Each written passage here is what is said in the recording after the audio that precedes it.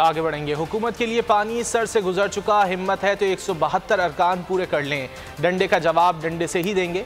इन्हें छठी का दूध याद दिला देंगे। पाकिस्तान डेमोक्रेटिक मूवमेंट का 23 मार्च को लॉन्ग मार्च का ऐलान। मौलाना फजलुर रहमान का कहना था कि कारकुन 23 मार्च को इस्लामाबाद पहुंच जाएं, वहां भरपूर एहतजाज होगा। पूरे मुल्क से बैक लॉन्ग मार्च के काफिले रवाना होंगे।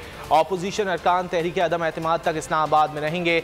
वज़ीर आज़म और उनकी हुकूमत आइन शिकनी और फसाद की राह अपना चुकी। अरकान को असम्बली में आने से रोकने की धमकियां दी जा रही हैं।